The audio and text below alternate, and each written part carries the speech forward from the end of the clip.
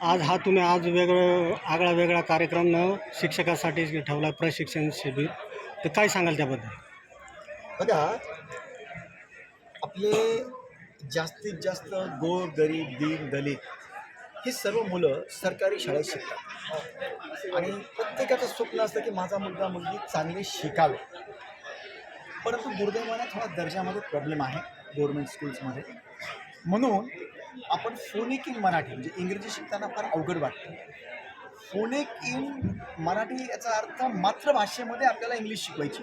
समजा आता हीच तेलुगूला आंध्राला जर शिकवली तर वेगळ्या पद्धतीने शिकवलं जाईल, पण इंग्रजी सोप्या भाषेत मुलांच्या हृदयामध्ये बसावी आणि त्यांचे इंटरव्ह्यू ते फेल होऊ नये भविष्यामध्ये, त्याकरता हा कार्यक्रम आपण घेतलेला आहे.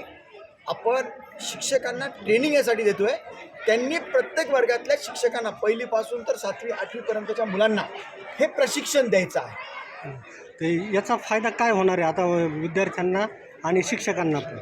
बघा, भूकंपट्टी आणि प्रॅक्टिकल ह्यात जो फरक आहे तो यात फरक आहे. जसं आता प्रत्येक बॉडीच्या ॲक्शनवरनं आपण अक्षरं शिकवतो आहे त्यांना, इंग्रजी अक्षरं, त्याच्यामुळं ते अविस्मरणीय असतात कायमस्वरूपी.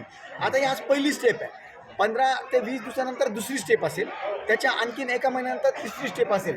तिन्ही स्टेप जेव्हा होऊन जातील तर कोणत्याही मुलाला इंग्रजीचा प्रॉब्लेम येणार नाही, सोप्या भाषेत तो समजेल. ही संकल्पना कशी हे ना, अकोल्याचे जिल्हा परिषदचे शिक्षक आहेत मनोजजी भगत म्हणून. त्यांनी 7 वर्ष कसं आहे की एन जी ओ येतात आपल्या भारतामध्ये. खरं म्हणजे 1890 पासूनचं हा फोनिक इन म्हणजे त्याच्यावरनं ते इंग्रजींचं सगळं आहे. तर भगत साहेबांनी 7 वर्ष अतोनात परिश्रम करून हे संशोधन केलेलं आहे आणि ते प्रचंड सक्सेस झालं. रिसर्च आपण त्यालाच म्हणतो आणि मला ते आवडलं म्हणून मी माझ्या मतदारसंघात घेतलं, आता महानगरपालिकेत घेतो आहे, राज्यभरात घेण्याचा माझा मानस आहे. आज जे प्रशिक्षण शिबिर घेतलं हे फक्त जिल्ह्यापुरतं आहे का मराठवाडा पातळीवरचं पण? नाही, आता जस्ट जिल्ह्यापुरतं घेतलं. जिल्ह्याच्या ज्या सरकारी शाळेत त्याच्यात एक शिक्षक बोलवले, पूर्ण पण नाही बोलू शकलो आपण. आता बाकीच्या पण शिक्षकांना हे शिक्षक ट्रेनिंग देतील जे शिकले ते, आणि भविष्यामध्ये आजच्या एका महिन्यानंतर टप्प्याटप्प्याने आपण मराठवाड्यामध्ये सुरू करणार आहोत. आता हे तुमच्या पातळीवर झालं, शासन स्तरावर असं प्रशिक्षण शिबिर व्हावं असं काही प्रयत्न केले जातील का? बघा, शासन स्तरावर दर 3 ते 6 महिन्याला प्रशिक्षण होत असतं. दुर्दैवाने कोणी करत नाही, हा भाग वेगळा आहे. मी मागे लागून हे प्रशिक्षण करून घेतो आहे.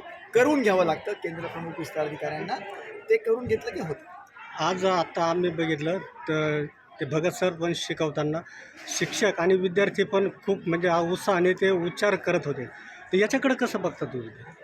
बघा, तुम्ही आज बघितलं असेल, भगत सर जेव्हा शिकवत होते सुरुवातीचे 5 मिनिटं सगळ्या शिक्षकांना म्हटलं काय आपण आलोय बम बोललाय म्हणून बसायचं आहे, त्याचा धाक आहे वगैरे वगैरे, बरोबर आहे. बरोबर. पण जसा त्याच्यामधलं गेलं, शिक्षक स्वतः इतके प्रचंड खुश झालेले आहेत, ते उत्साहाने असं अक्षरशः डान्स करत होते आणि शिकत होते या लेवलवर. म्हणजेच काय, शिकवण्याची एक पद्धती असते. म्हणून मी कायम सांगत असतो, जिल्हा परिषदमधला दर्जा जो हिणावलेला आहे त्याला आपण आपल्या म्हणजे भारताच्या दृष्टिकोनातून शिकवलं पाहिजे, संस्कार देऊन शिकवलं पाहिजे, तरच ते शिक्षण बरोबर होतं आणि त्याचा प्रचिती मी आज दाखवली. या निमित्ताने तुम्ही काय आवाहन करणार शिक्षकांना आणि विद्यार्थ्यांना? मी सर्व शिक्षकांना हात जोडून आवाहन करेल की बघा, देशामध्ये मिलिटरीनंतर आपल्याला देशाची जबाबदारी दिलेली आहे. आमच्या पूर्ण बजेटमधला जवळपास 70% हिस्सा एकटा आम्ही शिक्षकांवर, शिक्षणावर नाही बरं का, शिक्षकांवर खर्च करतो आहे. 2 लाख कोटी रुपयाच्या सॅलरीमधनं 74,000 कोटीची सॅलरी फक्त एकटी त्यांना देत आहोत.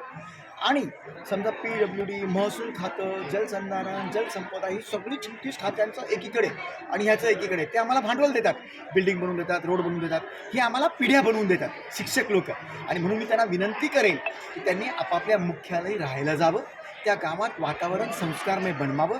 जर तुम्ही असे राहिले, बागडले, हसले, खेळले, कारण तो कायदा आहे, मी हा कायदा आणला नाही. परमपूज्य डॉक्टर बाबासाहेब आंबेडकर साहेबांनी जितके महापुरुष आहेत प्रत्येकाने शिक्षणावर सगळ्यात जास्त भर दिला आहे. म्हणून त्यांना विनंती करेन, दर्जेदार शिक्षण आपण द्यावं.